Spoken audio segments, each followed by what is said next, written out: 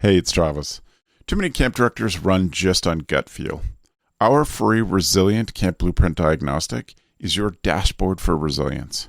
Take it today at camp.mba/Travis. Again, that's camp.mba/Travis. Hello, Camp Pros. Welcome to the CampHacker Podcast. Today, we're going to spend some time thinking about this year in podcasting and what a year it has been. This is CampHacker. Come find our show notes and our blog for camp directors and leaders at camphacker.tv.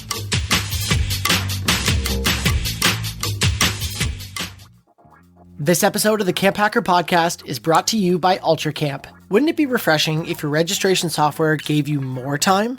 With UltraCamp, you can track attendance, manage staff applications, streamline registration, and much more. Get back the time you need to focus on what's really important, camp. Find out more at summercampsoftware.com/camphacker. It is our distinct pleasure to bring on a guest who will introduce himself in just a second. My name is Travis Allison. I am a camp marketing and strategy consultant, and I started the Summer Camp Professionals Group and am co-owner of Go Camp Pro. Hi, everyone. My name is Chris Hudson. I'm the camp director of a little place called Camp Highlight. It's a sleepaway camp for kids who have LGBTQ parents. So great. Yeah. Hi, everybody. My name's Joe Richards, and I'm the executive director of Pierce Williams Summer Camp and Retreat Facility, which is part of the United Church of Canada's summer camp network of 55 camps across Canada. And this is my 17th summer, my second summer in a row of no camp, and we are located in Iona, Ontario, so halfway between Detroit and Toronto. And my name's Matt Honsberger. My pronouns are he, him, and I am an experiential educator in Toronto, Ontario, Canada, and I'm also Go Camp Pro's executive producer of podcasting, newsletter writer, and big fan of the summer camp industry. That's right. We let the big boss on to wrap up the season. Gab sends her regrets. She is actively getting ready to send camp in, and we wanted to sneak in one final episode for the year. It has been a huge year for the CampHacker Podcast, and definitely grateful for all of the work that Matt has done to expand the CampHacker network this year. It's been a huge job, and we're super grateful. So we're glad to have you here, Matt. Thanks for having me on. I'm excited. And we're kind of going to hand things over to be honest. You're going to get your HR report after this. It's actually an evaluation episode that we're doing right now. All the things we could do if we actually paid you to do this kind work. So we're mostly going to think about the year, examine the year, et cetera. And we're kind of going to change up the format in handing things over to Matt for guidance this show. Perfect. Well, thanks, Travis. And thank you both, all three of you, for having me on. And I'm coming to this as, you know, the editor of the podcast, and I work on the Go Camp Pro podcast network. But I'm also pretty much the original fan guy of the CampHacker Podcast. And I wanted to kind of frame this episode with all of you from the lens of why volunteer, why do more than your full-time and your part-time and your other jobs, all the things that you do. Why do you squeeze in this podcast? Why do you squeeze in volunteering in the industry? I know that all three of you have done a ton for your respective associations and for other camp directors. So I want to put a bit of a lens on that, because to give you folks and listeners out there a bit of impact on what the Go Camp Pro podcast team does, or specifically the CampHacker team. This year, CampHacker has put out 21 episodes. Each episode averages about 53 minutes in length. And that's not even accounting the fact that Joe, Travis, and Gabs do a second podcast on top of the CampHacker show. But that works out to approximately 17 hours of content, reaching approximately 7,500 people per season. And if you think of that in context of like a camp conference, right, Chris, you served on ACA Tri-States. How many people fit in the big, great hall for a keynote speaker? That was a nerve-wracking 3,500 people to speak to, maybe? Right. So double it in a bit is how many people you folks have reached this year. I mean, it's for sure we get the same people listening in every episode, but that many ears are listening to all the stuff that you folks put out for absolute free. We have some ad sponsors who help us keep the wheels turning in terms of the podcast network, which we're really grateful for them. But I can't emphasize enough how much these people give to the industry. So I wanted to frame this last episode kind of based around that and pick your brains about why you do what you do to volunteer your time and why other people should be thinking about that and giving to the industry going forward. So first, I wanted to reflect back on this season, 21 episodes. What episode stood out to you this year and why? Let's start. Why don't we go, Chris, you first? I knew you were going to ask me first. There were two episodes that come to mind. One was there was an episode with me. This is CampHacker, but it was me, Andy, and oh boy, Kelly. Yep. Mm-hmm. Yeah, me, Kelly, and Andy talking about opening camp for this summer. Camp Highlight is opening, and I think Kelly's camp was not opening, and we talked about the conflicts about that, and just also cheerleading people who are not sure if they wanted to open their camp. I mean, in places in which there is an option. I know in some places in Canada that this is still very much in contention, but here in America, it's the Wild Wild West down here, so state by state. And I really enjoyed that podcast just because it was super positive. And I don't know, I just kept picturing people listening to it being like, oh, I think we can do it. And the other one that I really liked that we did was, will there be a camp director position in 5 years? I love that kind of thinking. I love forward thinking in this industry, which sort of, that's one of my answers to your big question about why volunteer. But I love thinking forward, what's next? Where are we falling short today? What are things going to look like 5-10 years from now? How do we prepare for that? That is, I'm a nerd. I'm a preparation nerd, and that kind of theoretical thinking thrills me. So those would be my two. Yes, I think that you folks have found a really good mix of the hard theoretical conversations with a ton of practical stuff built into it. But I think the ability to think deeply about what's coming up next. I think that when I was a camp director, we get so tunnel visioned about this summer, everything is this summer, that, what I always valued about working with Joe and working with other executive directors is you have to think big, you have to think about the future. So I definitely applaud, and I love listening to those episodes. Joe, which one stood out for you? I think there were two. This year has been a challenging year for Pierce Williams and for my mental sanity at certain times. And so what to do when it all happens at once. There was a pre-discussion, a non-recorded part of that podcast that was really valuable to me, simply because I have lost a bunch of full-time staff, and I had a full-time staff pass away, and it just changed everything at camp in 2 weeks' time.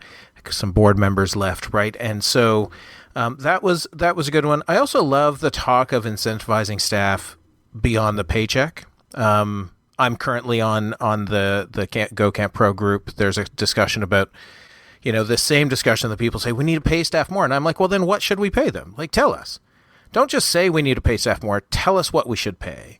But I love the idea that incentivizing staff beyond the paycheck, getting people to come. And it was a great discussion about various things we can do in the camping profession to really share the value of being at camp and the savings of coming to camp from staying at home all summer. So those two episodes really stand out to me. Yeah, you folks don't shy away from the harder conversations like paying staff more. That's something that is going to, until we take a big long look at that, things aren't going to change. So it's really good that we can look at both sides of that kind of argument and look at it from a bit of a dynamic perspective. Travis, how about you? I appreciated the discussion from the multiple memorable moments mandatory episode that we did that went out in April.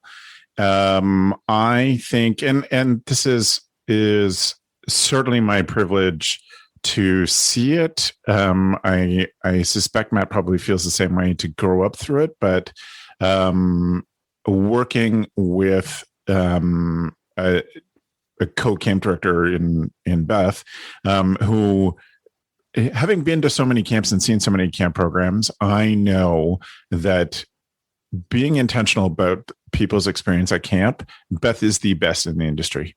And so getting to learn from her and doing that made me a different thinker about how we put camp on for others, and how the level of intentionality that makes camp great, and the level of intentionality that camp staff can pull off is I think way more than lots of camps believe in their staff. And so that episode to me was really a call to action to say, you can push your staff to do this for the community, for their kids.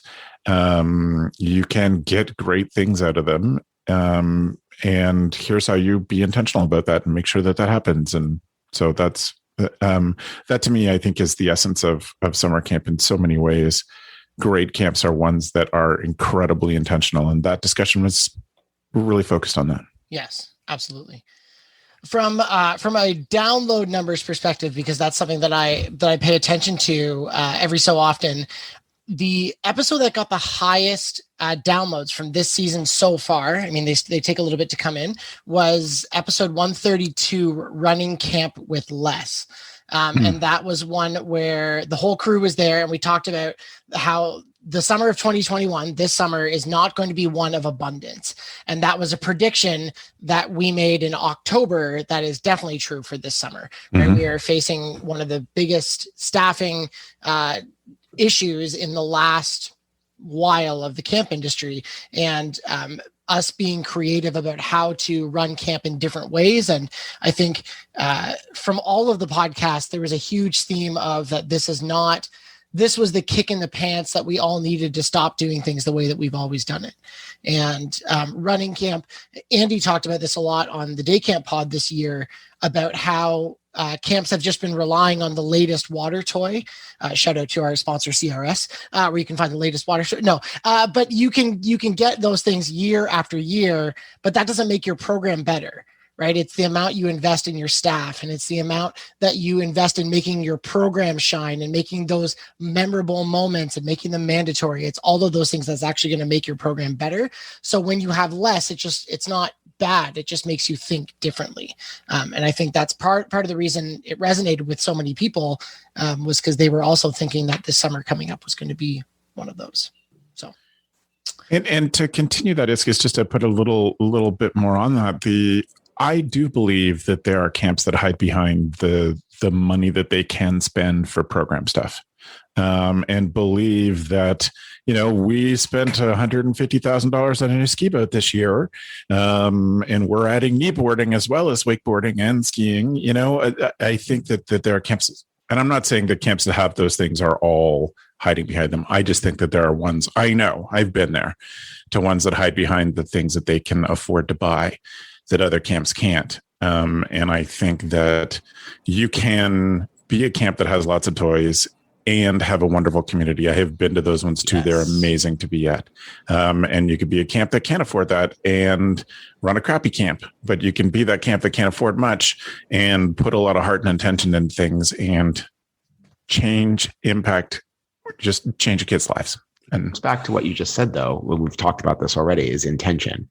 Is that I toured dozens of camps, and when you do, there's those camps that have everything, like a gymnastics studio, and the horses are in there on the bars or whatever, like they have like a whole thing.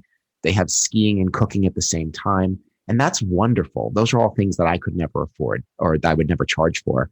But you can have all that and be a great program, but it all comes down to intention. And like, it just depends on, do you want to set up a program where the kids leave going, wow, we had a great time, like, with each other? Or do you want to have a camp that says, wow, we had a great time, like, rappelling out of that helicopter? I mean, that's super cool. And that's a story. But also, I always find, like, it's going to sound wild, right? But rappelling and helicopter rides and gymnastics and horseback riding, you can do lots of places. But at camp, there's only one thing that we do that you can't get anywhere else, and that's really the community aspect of it. So that's like that should be the focus. I think you really need to focus on your culture, no matter what program you have, because your culture will determine if the staff enjoy being at camp, if the staff will give 110%, if the staff will buy into what you're selling. Because I have worked at those camps that have enough money to spend on things, and I've worked at camps that have nothing. But culture is, if you had $100,000 to buy a new ski boat, buy one for $90,000 and spend the other $10,000 on staff culture stuff, better training, better. It's not always about better pay for staff, because I'm never sure. There is no one who can show me that better pay gets better staff. There's no one who can show me that better pay creates better culture. I've never been able to see those two things, because you can have a crappy camp, but paying twice as much doesn't get you twice as good as staff. Because... Sorry, Joe, you finished your thought. I'll hold mine. Because it's the culture that attracts people. And those people who truly want to be at camp will come to camp if they're able. We need to focus on the portion of the population that is unable to afford to work at camp and figure out a way to get them and give them that opportunity. Okay, you pulled that out. That was the point I was going to make, is there are lots of people who would be amazing at camp who cannot afford to basically volunteer for pennies a day. And I think camp is, in the world, camp is worse for us not having those people there. What we end up with is people who can't afford to basically volunteer for the summer for some money, but never enough. And that costs, I think that does cost us. The other, like, paying people better does not mean a better culture. I'm with you 100%. But I think that that camps lose out because we don't pay enough for everyone to be able to afford to come. I think kids lose out. So you brought it around to exactly what I was thinking, but yeah.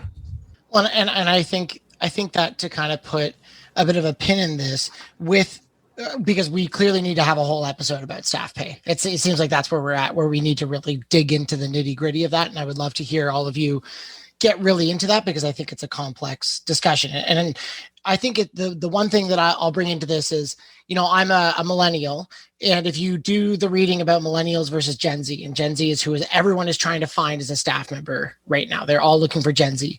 And millennials, when I worked at camp, and this is said with knowing that I had an abundance of privilege, of my parents could back me up and I could afford to work for not so much money in the summertime. But millennials came to camp and worked at camp because they drank the Kool-Aid. They believed in the mission. They believed in the culture. They believed in those things that were bigger than them. And because they knew that, largely we had safety nets. But now Gen Zs and folks with millennials as parents have started to understand that there's a bit more of that. I need to think about myself because I don't have this safety net, and looking at that personal benefit to them. And that's why that episode about incentivizing staff beyond the paycheck, you folks did a really great job in reflection of talking about not just that this is the culture that you're being a part of, and this is all the, drinking the Kool-Aid stuff. It was very much that this will help your resume. This will help you get further in life. We have to remember that it's not the generation of staff members that we hired 10 years ago. It's a brand new crop of people that we're looking for. So I don't want to take too much away from that discussion because I want Gabs in on it too. So we'll put a pin in that for next season. I wanted to get back to Chris. You were talking mostly, you started to get into the big idea of volunteering, and you mentioned being a visitor. You went to a lot of different camps. And I know that being an association visitor, an accreditation visitor, is one way that people have got involved in the industry, and one way that I know that several of you have. But I'm wondering if maybe you could give me the Coles notes of the different ways that you volunteered, and maybe pick 5 of them that you volunteered, and just you can list those off the top of your head, and maybe reflect on one of those of why it was particularly impactful to you. So whether it was podcast hosting, whether it was volunteering for conferences, being a standards visitor, anything like that, give me a couple of them, and then maybe one of them that was particularly impactful for you as a volunteer. Let's go reverse around the table. Travis, you first. Things that I've done to volunteer, certainly, I suppose it's kind of not volunteering. I'm one of the ones who's kind of not volunteering for this, although I don't Go Camp Pro doesn't make any money off podcasts yet. But so that's one of them. I've been involved in planning committees for the Ontario Camp Association conference, the Ontario Camp Leadership Workshop. I was on the board of a camp for trans kids in San Francisco. I've been on the board of other nonprofit organizations involved in camp all over. Ones that stood out, stuff like the Ontario Camp Leadership Workshop that Joe and Gab and I, really how we met, was volunteering that together. I think we'd all known each other, but that's how we really got to know each other. I think that was an amazing experience that I wish would work these days. We were also part of the committee that put that to bed because we couldn't get it to work. And Joe has kept the remnants of that going with putting on Think Camp. But that was just an amazing kind of informal experience because it was a bunch of people from a bunch of different camps meeting at camp. It wasn't in a hotel. You got to see different views of camps from the inside, and you got to spend nice, relaxed time with people who were in the business together. I think that's and I suspect this is actually a year to do this, which is why I'm excited to have more conversations with Joe about Think Camp, because I think there will be people who feel more like, I just need to get to a camp and hang out and see how things work differently and be inspired by the conversations, because there aren't a lot of conferences that way. It's been nice to be involved. And I suppose one of my biggest current volunteer things is often volunteering to speak at different conferences. And I love to go to the conferences that are held at camps. The Y camps do a number of them that are held at their Y properties. It's just so fun to be at a conference at a camp. And that's been a great privilege to be asked to speak at those things, and really great for me. So that's one of the things I think about. Why I volunteer probably is part of the background to that question. And, I've always thought when we were building this business that I always knew that when we were camp directors, we couldn't afford to hire us. And so we would always provide something that Beth and I, when we were directing in the 90s, from our camp that you started out with less than 300 kids a year and grew to 1,200 kids a year. In those first few years, there was a year that I had to fundraise to print brochures, and so I've always wanted there to be something for me. Whoever's doing my job, that same thing that I was doing, I then wanted to be something that Go Camp Pro put out that was affordable to them. So I think we do tons of that, and I'm proud of the work that we do, and that is run by a lot of volunteers. There's a lot of volunteers that moderate summer camp professionals. There's a lot of volunteers who are podcast guest hosts for our organization, and I think that is definitely work that I'm proud of, and it's essential to me that we continue to provide stuff at all price ranges to serve all camps. For sure. Thank you. Joe, how about you? Well, I wrote down a quick list after you asked the question, and Think Camp is on that list. And the idea, OCLW was something that I first went to many years ago, and Think Camp as a remnant of that. And Think Camp made me think of our good friend Mark Cooper, who passed recently, and I've been actively thinking about bringing it this year, especially making sure it happens in November. The question, is it only vaccinated people who can come to it? All of those things. But Think Camp is one. I volunteered with the OCA, being a board member in the past, and a seniors visitor for might be 20 years at this point. I volunteered for 10 years directly on the Buckeye Leadership Workshop Committee, which isn't directly camping, but is camp adjacent and is the closest thing to OCLW, the Ontario Camp Leadership Workshop, that that I have found of being at camp. Presenter at numerous conferences, from ACA conferences to OCA conferences to, keynoting and all of those things, podcast hosting for 10 plus years now, which seems like the weirdest thing to say. When I'm in groups, they're like, "Oh, you do podcasts? When did you start?" I said, "I think 2009, like before podcasting was like a hot ticket item." The thing that takes up most of my time right now, volunteer-wise, is the Outdoor Ministries Institute, which is this network for United Church of Canada camps across Canada, which is housed out of Pierce Williams. The reason I volunteer is is because I just thought this is what you were supposed to do. Like, I thought that this is the way that it worked. I have a distinct memory of getting into camping in the late 90s, and the best connections I made were with the Human Resources Committee of the Ontario Camps Association. And Patty Tom, a shout out to Patty Tom at Tanamacoon, who really connected me. And when I got fired from my first full-time job 9 months in, not fired, just let go, not rehired, because I didn't get along with children, which is understandable because I'm a bully. Patty Tom got me a full-time, right? To be clear, Joe is quoting from his report. He's not admitting that he's a bully. Everyone was laughing and we were all on mute. And I was like, whoa, that Joe just... It was really a bully to the staff because I made staff do things. And I was like, but that's my job as an assistant director. To make them work? Yeah. To make them actually do stuff.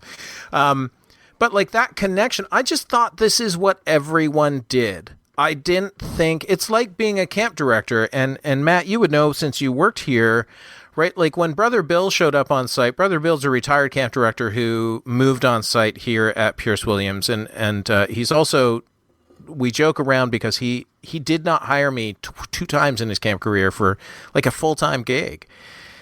And I would do things, and I came to the realization, Brother Bill and I, in talking, that I just assumed that all camp directors did what I do on site, like for my own camp. And Bill was like, no. Like, and it's more the skills and the sort of, Travis would know this, the farm boy mentality of just doing everything and having the ability to sort of do everything. And I just thought this is what everybody did. And I really don't place a lot of,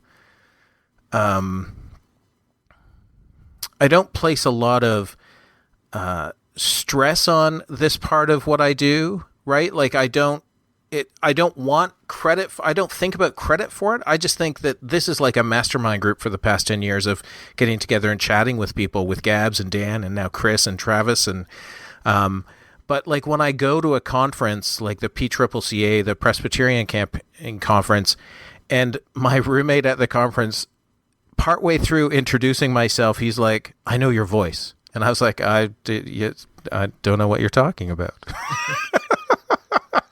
But yeah, or somebody hears me from across the room, is like, hey, are you that Joe? And I was like, yes, I am. I'm that Joe. I think it's just, I wish for everyone to have the mentality that you need to give back to make this industry better. Okay. Put a pin in that one. That's going to be the next question, is how do we influence and provide opportunities for other people, and what are the benefits for volunteering? But Chris, how about you talk about some of your volunteer experience? See, now I wish I had gone first on this one because everyone said all the good stuff. So I'm just like sweeping up behind these two.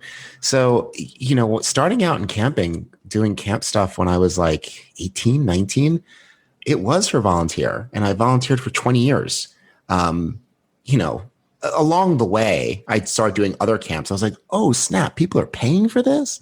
It didn't dawn on me that I could make money doing this. And certainly in those early days, the idea of making a career out of this or making a business out of it just seems so distant. The running camps is something that other people did other places. But you asked about volunteering stuff. So, I started off in camp volunteering at a camp for siblings of cancer patients. That's how it started. And this is how it's going. So, over the years, I've done a lot of stuff as far as helping at the New York, New Jersey ACA conference.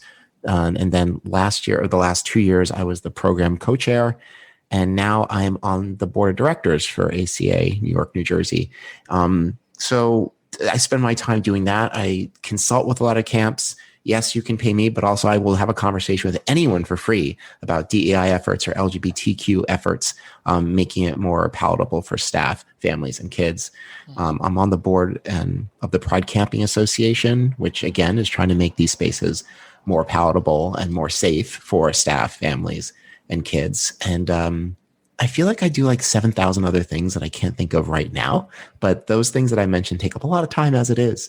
And the question is, why do I do it, or why should one do it? Why do you do it? Why do I do it? Yeah. Again, like Joe said, it didn't occur to me that I shouldn't. I mean, why wouldn't I? I'm here. I love to do this. And I want to make sure that it gets done in a way that is helpful to these kids that we are serving. And, whatever your skill set is, if you believe in this industry, then you should give back to it. Yeah, we're not paid like rock stars, but we are rock stars. Like we are, and like what we provide to these kids is an entire fantasy that for some of them becomes the cornerstone of their lives. Like they build their personalities and their values, their moral foundations on the work that we're doing. So volunteering towards that end just feels like an absolute no-brainer. I mean, maybe you wanted a much more practical answer to your question, but it just comes down to that. Like, why wouldn't I volunteer? No one is in this for the money. We're all in this because we feel it like deep down inside. There's something in there that drives us to do this. We could all make money doing other things. And so, yeah, I volunteer because I love this space. I love this industry. I love the work that I do and people like me do. And I'm aware that if I was going to charge everyone for my expertise and advice, like was said earlier, no one could afford me at this point doing this for 25 years. So, I mean, what choice do I have if I want to see this industry expand, if I want to see the next generation of people who are inspired? Like, I have to be out there doing the thing and helping people and pulling people up and holding the door open for people behind me, et cetera, et cetera. So that's why I do it. It's quite simply, and maybe a bit trite, it's quite simply the right thing to do. That wasn't just sweeping up. That was great, Chris. Thank you. Thank you. And I think you're talking about two things. You're talking about, again, why shouldn't I? But then you also said why should you? And that incredible need to lead by example. Travis, your I am always teaching mentality. I think as for the three of you as seasoned camp directors, I think that does seem obvious. But I wonder about how we can steer this conversation. I think we've addressed a set of listeners of fellow seasoned camp directors who may or may not volunteer. And I think that we've talked about the importance of it for us, and maybe we've kicked some people in the pants who should be volunteering that aren't volunteering. I think we've checked the box there. But I wonder about people whose natural tendencies aren't of that. Of course I should volunteer, because I think there are people out there, and for whatever reason, I don't think it is right to judge people that aren't volunteering, but I do think that the more people that do volunteer, the better our industry gets. I think that is true. So how do we talk to or provide opportunities for those people who might not know that there's a way to volunteer? How do we, as people in our positions of leadership, or maybe what would you say to somebody who hasn't started volunteering and maybe they're a younger staff member, or what can directors do to put the spark of volunteerism in their staff teams this year? There's like three different ways you could answer that question. So I will start, and then I'm going to go to Chris so that you have some time to think about it. We're going to find like the middle ground in this one, because I think about, I'm going to talk about the brief this year, which is the COVID specific newsletter that was started. And Travis put out the call very smartly in March of 2020 that the crap was hitting the fan, that we knew that COVID was going to completely disrupt our industry. And Travis pulled together a group of people and said, I need help. I need people to rally around this cause to help our industry get better. And a bunch of amazing people picked up the call right away. It took me a couple months to get into it. And it was, I was late on it because I was like, I don't know if I have the mental space for this. I'm trying to figure out what next steps for me were. But then getting involved in writing the brief newsletter and volunteering to do that helped me feel that I was part of a movement. And it was a space and an opportunity to have a bit of a platform to share my voice with other people. And to not just share my voice, I do a bit of writing in the start of each newsletter, but also to just crowdsource ideas and throw them out to the camp world. And, I take a step back and look at the 1,300 people who read the brief twice a week. And I think about that. Maybe one of those articles that we shared helped camp get better. And I don't know if I would have thought of sharing and collaborating that way when I was 16, 17, 18 as a young staff member. I don't think that I understood that I could have a platform. And yeah, 16, 17, 18-year-olds don't have as much camp or life experience in that way, but that doesn't mean they don't have camp and life experience to share. So I hope that people out there feel empowered to provide spaces for people to collaborate, like Think Camp, like the Ontario Leadership Workshop did, like the Buckeye Leadership Workshop does, where they invite people who are young to share their talents.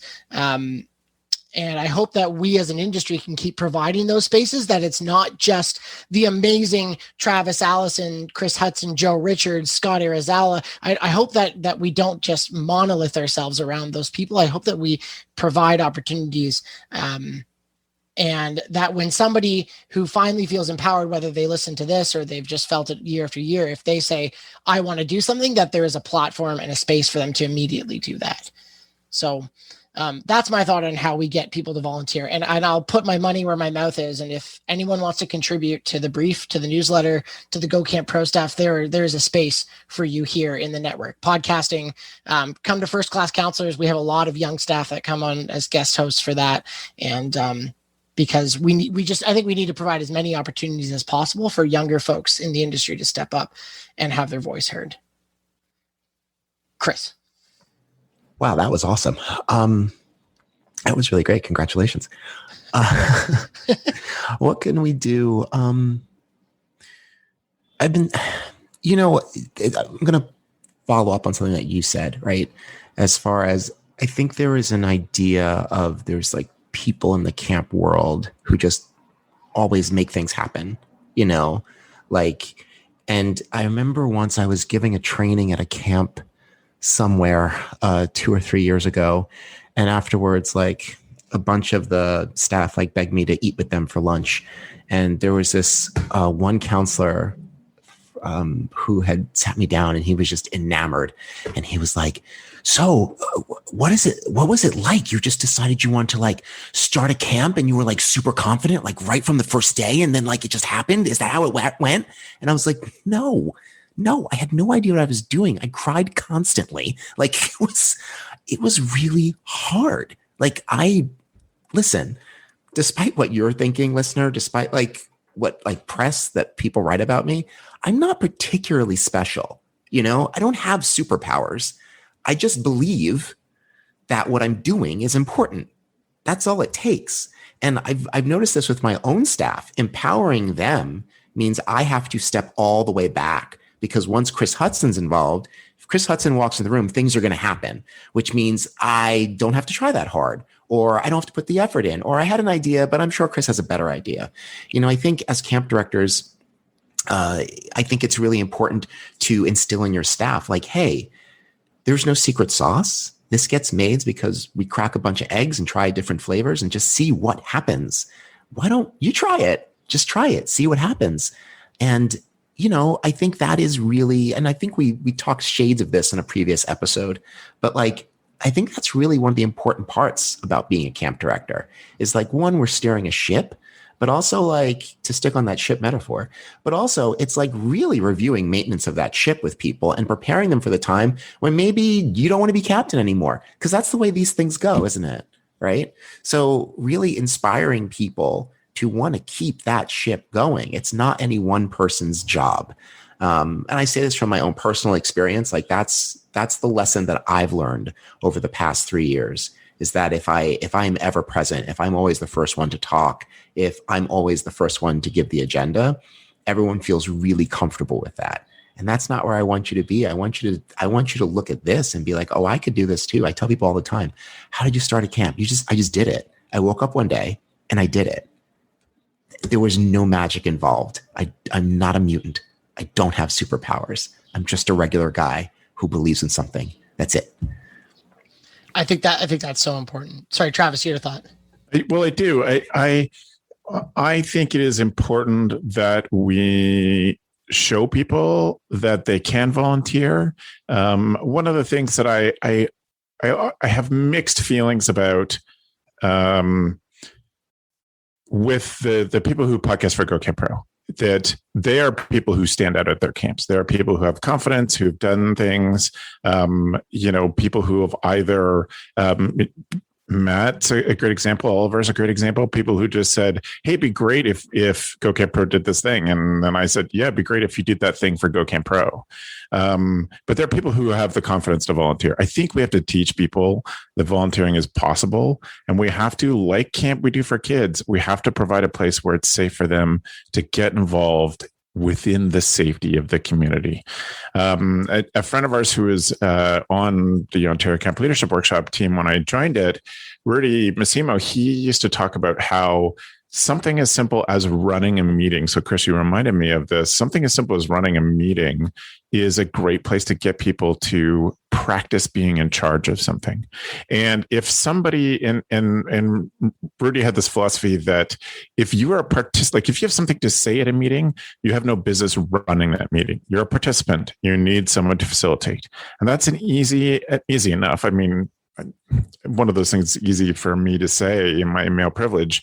I would have at 17 said, sure, I could run a meeting while my camp director is talking and be saying, okay, we set a time for this and try to, but not everybody would have that same experience that I did, getting to do things because I was a volunteer from a young child. One of the biggest events that shapes my life that I think about all the time is when I was 6 years old, there was a major tornado that went through our county, and it just missed our farm by 1/4 of a mile and destroyed several of our neighbors' farms.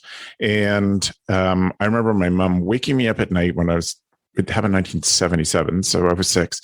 My mom waking me up at 11 o'clock, the news was on, said, there's been a tornado, do you want to come watch the news? And I was too tired. But by 6 a.m, everybody from our whole neighborhood had been out, done chores, looked after all their own livestock. And by 6 a.m, our whole neighborhood was out cleaning up all of our neighbors. And, the kids played and we took drinks to the people who were tearing stuff down. And we watched all these families come together and we all ate meals together. Like that's such a foundational experience to my childhood that again, I just thought that that's what other people had, but it made me realize that I had this privilege to see volunteerism and community in action that others haven't had. I've had that in that big way, and I've had it in lots of small ways through growing up at church, growing up at a camp that was very passionate about justice. And we need to provide those things to people. We need to give them the safety net to try those roles. And we need to be willing to let them make mistakes and tell them that it's okay to make mistakes. Famous great line of Dr. G's. You're going to say, when you make a mistake, this is how we'll deal with it, not if you make a mistake, because we need to acknowledge that everyone's going to. And so I think that there is it's on us to set up some of those conversations and those opportunities for people to begin to see how volunteering can make their communities better, but that is always reflected tenfold on the person who does the volunteering.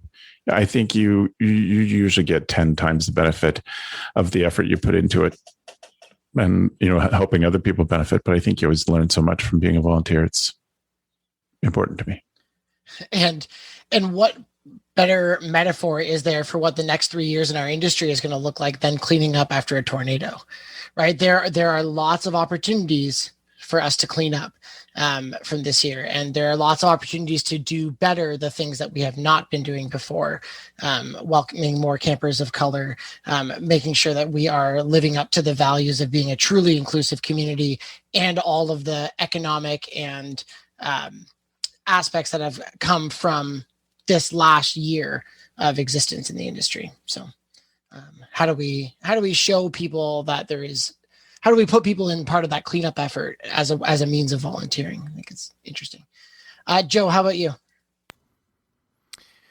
I think that to get young, you need to give people the opportunity to volunteer, and you need to create that space. And it's something that my board and I have talked about, a youth board role, and I've thought about that in other aspects. But it's also in really clearly defining why.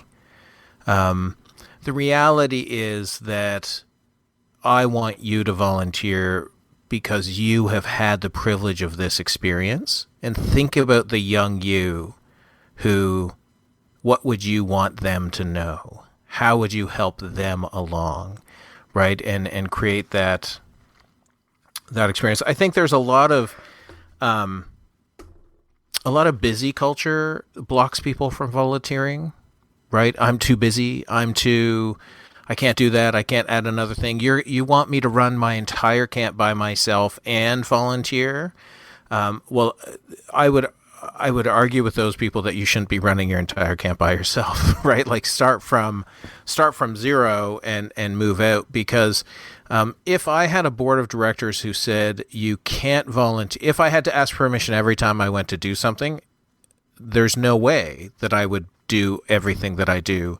But to know, as Travis said, the good that comes from volunteering comes back to your organization over and over. My board is fully on board, with Think Camp, right? The idea that this is for Pierce Williams, we don't need to make any money off Think Camp. We can just run it as a break-even point, because it's Pierce Williams' sort of gift to the industry if we host it. Right? That's what we do. We will keep it at this low cost and bring people together. And I think for volunteering is the idea that once you get away from the idea that you're too busy, anything becomes possible.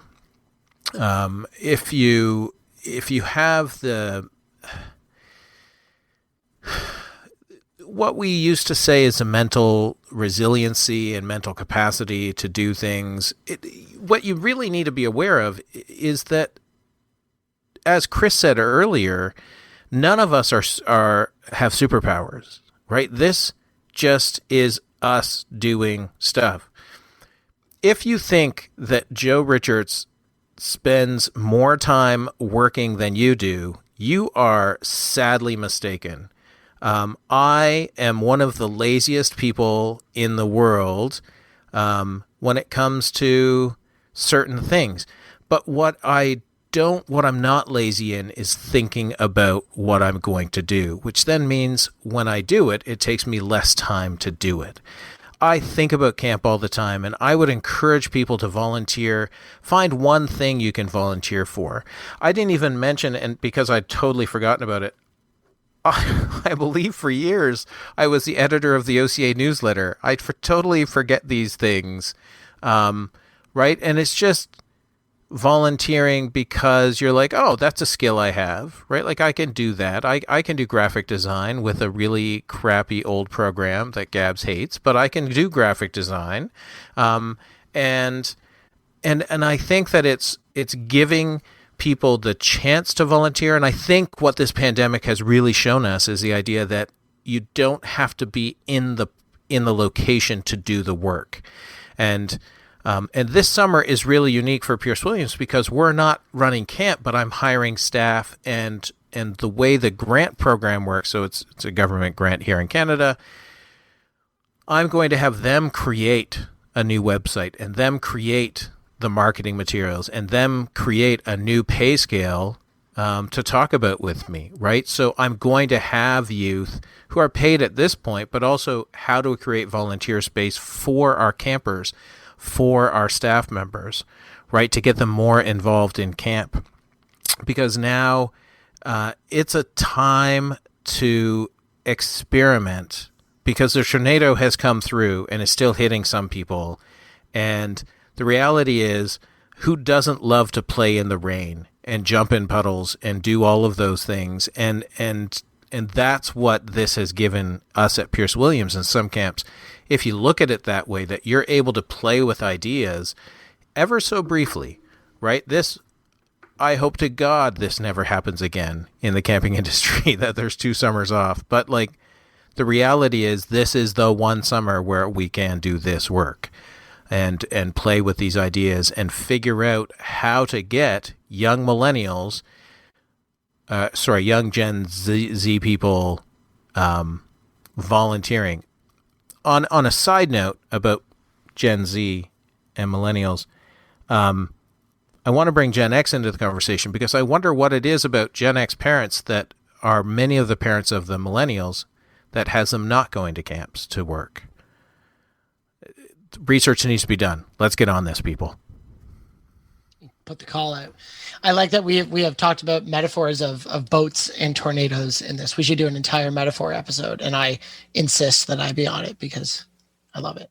The one thing, Joe, that I just want to highlight that we only kind of talked about in your point there was helping staff recognize their gifts and their talents, and then saying, and one of my favorite speakers that we ever had in my time at Pierce Williams, he said that our job as camp staff, and I think this is true for camp leaders, is that we need to like reach inside people and grab the things that are the coolest about them and hold it up to a mirror in their face and say, hey, this is why you're awesome. Because if we do that and we help them recognize the gifts that they might not think are anything past ordinary, then that gives them the tools to figure out how they can volunteer. So thank you for mentioning that, Joe. Any final thoughts? Volunteering, about the podcast season, life advice? I'll open the floor for anything goes before tool of the week, our last tool of the week of this season of the podcast. And I'll just open the floor. Somebody jump in and say something smart, please. Something smart. Yeah. There, done. I just want to leave people with the idea. I just really want to double down on what I said earlier, is that we're not special. You're listening to us. Maybe you listen to us all the time. And we're just some people who want to put on a podcast about something we care very deeply about. This could be you, maybe not on CampHacker, but this could be you too. Like, you could put something out in the world that will help somebody else to find their way or make a decision or, guide them. I can't stress this enough, that you are enough and that you can do it.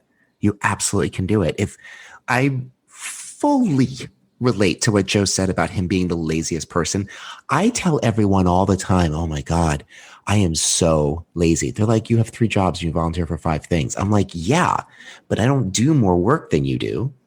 I just make it look good. Like I can do all of that. But like, there's this idea that people are out there working 18 hours a day to pull all this stuff off. And no, like, you're enough. You could do it right now. What drives me, what I'm sure drives the other people on this call, is the fire to do it. That's all you need. The skill will come later. You'll figure it out later. Trust me. I think that when I think about CampHacker as a podcast, and I think about the history that I have with the people I meet with, and the people who listen, it's this idea in fundraising. We use a phrase called talk to one, right? So when you're writing anything, it's about giving it to one person. It's not about thinking about how many thousands of people are going to hear what you say. And that's the beauty of this, is that I'm just talking to 3 friends, right? Yes, Chris, I called you a friend. There you go. So you're talking to 3 friends, and it makes sense. And you can talk it up before the recording, and I think that there's a power in doing that. I also recently, I'm in a workshop right now, and this lady said, my art is not for you. And I think that that's the beauty of doing something, volunteering. You don't worry about what it is for someone else. Worry about what it is to you. create for yourself. Because if you volunteer to get accolades or to move towards an honorary life membership or to win an award, then you're volunteering for the wrong reason. My art is not for you. It is for me, right? What I do, what I create is for me. If you happen to enjoy it, that's amazing. And if you happen to get something from it, that's amazing. But I loved it when she typed it. I was like, oh my God, that makes perfect sense. Yeah. Create for yourself, and hopefully that creation other people can get value from and lessons from. I gotta say, as someone who has some of your art, I do appreciate it, and it brings me joy every time I see it. So thanks for that. Travis, any final thoughts? Well, interesting place that Joe got to, because volunteering along the same lines, one of the great benefits of volunteering is that you get to meet so many people who understand your life. And it's the interesting thing about being a camp director that friends and family do not understand your life. If you're an accountant, people may not understand what it's like to live through tax season, but they kind of understand what your job is. And it's been one of the great benefits of volunteering is getting to know people who become resources and friends, and whose weddings you get to go to, and all of those things, because you are working together with a bunch of people who love camp and think camp is essential. And it's one of the great joys of my life to getting to spend time with camp people. And that circle is not limited to the people that worked at camp with me or for me, because I have been involved as a volunteer and got to know so many people. Thank you. Okay, and since I'm steering the reins, I'm pretty sure I've heard what happens at this time in the episode, and now it's time for the tool of the week. Tool of the week.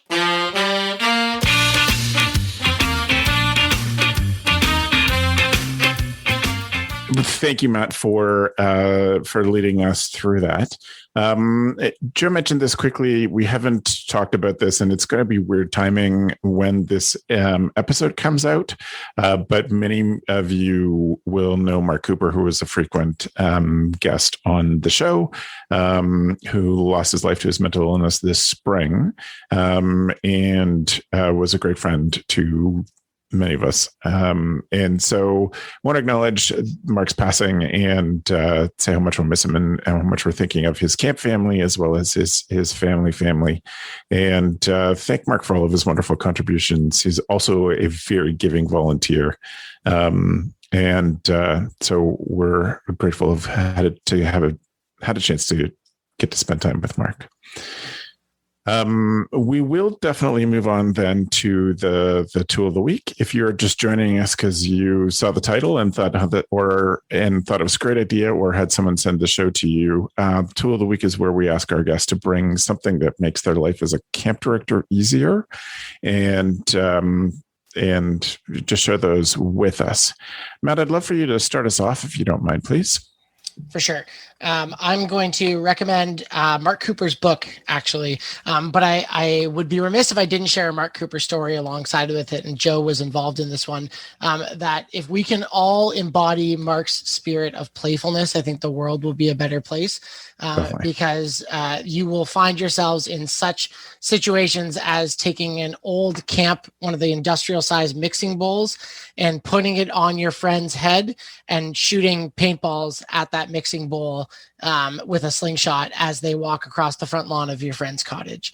And Mark had like the best say yes. And he wouldn't always come up with the idea, but if you even said something remotely funny, but you're like, it's kind of stupid, Mark would be like, no, we're doing that thing. Mark was full of gems, and he gifted those gems to the world by writing. I'm holding it up for those people, our 30 people who watch these on YouTube. He wrote a book. The links will be in the show notes, of course. Forgettable to Unforgettable: How to Become an Extraordinary Leader in 7 Weeks. And it is a really great book that I think that we should give to staff members who really have that spark, who really have that beginnings of greatness that we have seen from them this summer. And what an awesome gift. It's $20 on Amazon that we can just give them and say, hey, I think you're amazing. Read this book and let's talk about it. And I think that is one of the many ways that we can give the due legacy to our good friend Mark. Thanks, Matt. Chris, what have you got? So and maybe you all can help me because I'm trying to figure out how to make this thing transition to camp. So near me, like when I go to, when I'm off to work in the morning, there's like a place that sells smoothies. And the smoothies are like $11 because it's New York City. And like, a slice of pizza is $11 here. So I was like, $11 for like fruit? I'm like, there's got to be a better way. So I went to the internet and I searched better way to make smoothies and I found NutriBullet. Now, let me tell you something. From now on, no more chewing for me. Everything's a smoothie. This thing's great. That's just what I want to say. Like, this has made my life better and quicker. I just throw a bunch of stuff in there. You shred it to bits and then you just drink it. It's great. And let me tell you something. I don't like fruit. This is the first time in my life. Yes. And you're thinking right now, he doesn't like fruit. Yeah. I don't like fruit. I especially don't like the fruit you just named, because whenever I say that, people are like, even strawberries. Yes, especially strawberries. But I'll tell you, when everything is shredded to like a fine liquid consistency, it goes down easy.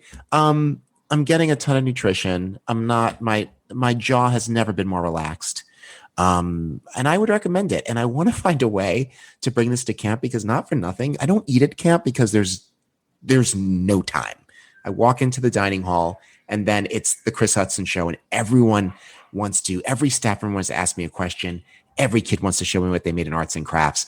If there was just a way that I could like liquefy some nutrients in 45 seconds and then gulp it down and then keep it pumping, that'd be it. So NutriBullet's making my life better. Maybe it's not for you, but it's definitely for me. So there it is. Great way to start your day off happy. Yeah. Right on. I'll go next just to mix things up, since I'm not doing it. I am also going to promote a friend's book. My friends Rick and Lisa have written a book that is coming out today, the day we're recording this, in the 14th of June. And it's called The Future is Trust, Embracing the Era of Trust-Centered Leadership. And I've known and worked with Rick and Lisa for years in Seth Godin's Alt MBA program. And they're very smart people, and they have built a business around trust-centered leadership. And I am very excited. We got to see an early copy of this book and loved it. And they're just very smart thinkers. And I think that how many times have we said be intentional today? Being intentional about trust as a camp leader is a way that camps can lead the charge in solving a lot of the problems of the world. Whether it's the problems for our kids, the problems for our staff, or bigger problems of the world. Thinking and being intentional and smart about building trust with people is an essential way to do that. I often talk in my presentations about the huge amount of trust that parents have to have in us before they hand their children to us. And that some camps think that just because they, as a camp director, can say, our camp is awesome, that should mean that they're just going to say yes and send their kids. They don't have to work at it. But Lisa and Rick have broken this down and been really thoughtful about it. So give you a nice roadmap to think about trust and how you can develop that in your staff, your families, etc. So again, as Matt said, we will post the show notes at camphacker.tv/podcast. This is episode 150, and you will see all of our stuff there. So I want to thank the three of you for your stuff. Thanks a lot, Matt, for leading the discussion today. It was really fun. Grateful. Yo, dude, tool of the week. Can I give mine? That's what I would getting to the wrap up. I wanted to leave it just the good one from Joe. Like, let Joe put the final period on this end. I was like, did we change the format where Joe just doesn't talk after anymore? Is that like, no? Is that why Matt is here? Is Joe getting fired? I go to look at the just to confirm the address, and then that led me astray, Joe. Please tell us. You can only mention scroll saws so many times before you get. You don't get a tool of the week that episode. Right. You have to take an episode off. It's a penalty. You get a penalty for it. Oh, 2 episodes for scroll saws. Joe, what's your tool of the week? Okay, if you could all mute yourselves, that'd be appreciated here. So my tool of the week is it came to me as a book. It's actually 3 books. So there's another podcast. If you listen to this and you like things, especially this segment of Tool of the Week, you should subscribe to Cool Tools, the podcast, because they have creators on and they give their 4 best tools. And that led to a book called 4 Favorite Tools, Fantastic Tools by 150 Notable Creators. And it's like a magazine of... it's like on the airplane, the old Sky Mall magazines, if you're old enough to remember those, where you could scroll through and you'd be like, oh, I needed a digital inclinometer or a Neato tape, right? Like these are the things, and it's a great, I can flip it open and read it time and time again. This one just arrived yesterday, 2 days ago, and then they also have one called Recommendo. So they have a newsletter that you can sign up for, and it's great things. So Recommendo. But Cool Tools, I will give this credit to Travis. I think many years ago he first got me onto Cool Tools by Kevin Kelly, the website. This would be in the early 2000s at some point. But the original Cool Tools book is the 3rd one in that series. These are all in the show notes, and it is huge. I don't even know how much this sells for on Amazon right now, but it is worth, if you like looking through strange things and spending a lot of money, or potential money in your head, because it tells you like where to go buy stuff as well. And it's just, especially when you have time to just look and think about how these things help camp. I can't tell you how many of them we have around camp, because it solves a problem. You didn't know you had this easy solution to problems, and it's brilliant. So that is it. My books. That is an excellent end to the season, Joe. Thank you very much. I want to thank the 3 of you for being on the show, and I'll ask you in just a second how people can follow up with you. But I want to say that we miss having Gab here, and wish her a great summer at Waro. And for all of you listening, I hope that it is a safe and great summer for you and for your camp. And we're grateful to have you as listeners of the CampHacker podcast. Joe, if people want to follow up with you, how can they get in touch? If people want to follow up with me, they can certainly email me at joe@campisbetter.com. And once again, Chris, I will tell them they can give me a call, 519-636-4285. Nobody has ever called. I'm still taking you up on it. It's volunteer to call Joe and brilliant. Ask a question. Yeah, my birthday is July 3rd, if you want that to be the day you call. I'm not even sure this is going to be out by then, but, life goes on. Did you want my social insurance number as well? Any more identifying information you'd like to? Oh, for sure. What are you doing? My middle name is Pauline. No, all right. Okay. No. I'm protecting you. Chris, how can people get in touch? Oh my God. Oh, you can find me on Instagram at PlanetChris1. You can look up the amazing camp highlight at www.camphighlight.com. You can email me at chris@camphighlight.com. And you can call me by going to Camp Highlight's website and calling the number there, and I'll hear about it. Thanks. Thank you, Chris, for so many great insights this show and the season. We're grateful to have you on. And Matt.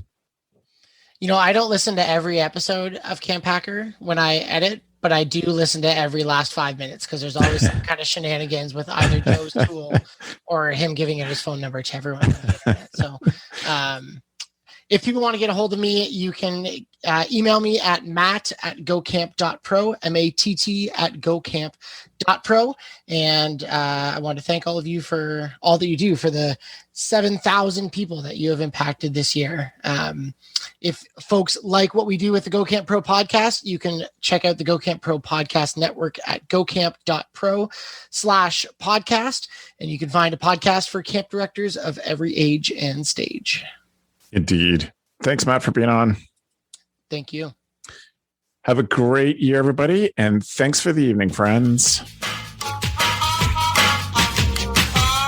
The CampHacker Podcast is brought to you by Beth and Travis Allison, summer camp leadership training and marketing consultants. Thanks for listening. CampHacker, bringing your world into focus. Hey Camp Pros, we love that our industry is built on sharing. In order to foster that spirit, we hope that whenever you share an idea that you learned from the CampHacker podcast, conference, summer camp professionals group, or wherever else, that you're quick to give credit where credit is due. That way, we can all encourage more Camp Pros to share the tips and tricks that will make camp better. Hey, it's Travis. Camp directors often tell me they're just too tired to take on anything new. That's exactly why my free Resilient Camp Blueprint Diagnostic exists. It doesn't add work, it shows you progress. Quick, free, repeatable, you'll know if your systems are paying off without the guesswork. Try it today at camp.mba/Travis. That's camp.mba/Travis.